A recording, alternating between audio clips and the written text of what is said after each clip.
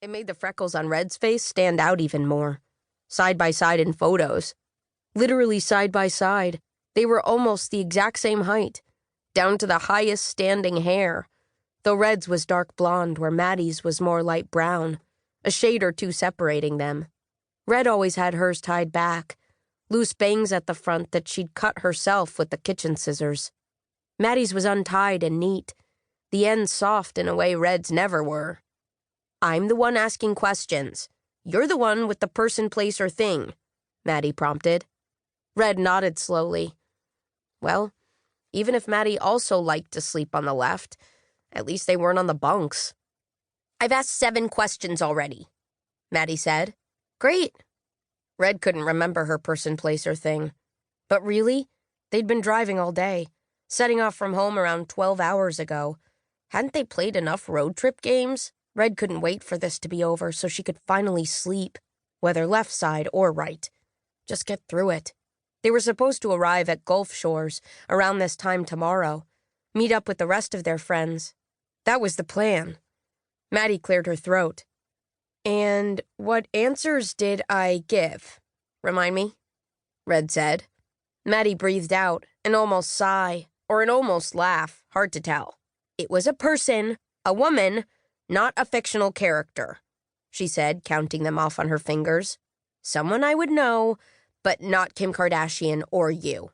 Red looked up, searching the empty corners of her mind for the memory. "No, sorry," she said. "It's gone." "Okay, we'll start again," Maddie said. But just then, Simon stumbled out of the small bathroom, saving Red from more organized fun trademark. The door bounced back into him as the RV sped up.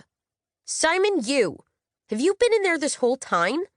Maddie asked, disgusted. "We've played 2 whole rounds." Simon pushed his black, loosely waved hair away from his face and held an unsteady finger to his lips, saying, "Shh, a lady never tells." "Shut the door then, jeez." He did, but with his foot, to make some point or other, almost overbalancing as they hurtled along the highway, changing lanes to pass. Wasn't their exit soon? Maybe Red should say something. But now she was watching as Simon waded forward, leaning on the tiny kitchen counter behind her. In one awkward motion, he slid onto the booth beside her, knocking his knees on the table. Red studied him. His pupils were sitting too large in his dark round eyes, and there was an incriminating wet patch on the front of his teal-colored Eagles shirt. "You're drunk already," she said, almost impressed. "I thought you'd only had like 3 beers. Simon moved close to whisper in her ear, and Red could smell the sharp metallic tang on his breath. She couldn't miss it. That was how she knew when her dad was lying to her. "No, I didn't drink today, Red. I promise." "Shh," Simon said. "Oliver brought tequila." "And you just helped yourself?" Maddie asked, overhearing. In answer, Simon balled both his fists and held them in the air, yelling, "Spring break, baby!" Red laughed. And anyway, if she just asked, maybe Maddie wouldn't mind sleeping on the right tonight. Or for the rest of the week. She could just ask.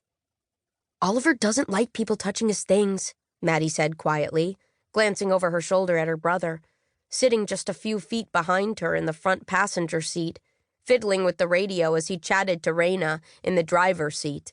Arthur was standing just behind Oliver and Raina, now shooting a closed-mouthed smile as he caught Red's eye. Or maybe it was actually Simon he was smiling at. "Hey, it's my RV. I have a claim to anything in it," Simon hiccuped. "Your uncle's RV." Maddie felt the need to correct him. "Weren't you supposed to have a driving shift today, too?" Red asked him. The plan was to share the drive equally among the 6 of them. She had taken the first 2-hour shift to get it out of the way, driving them out of Philly and down I-95 until they stopped for lunch.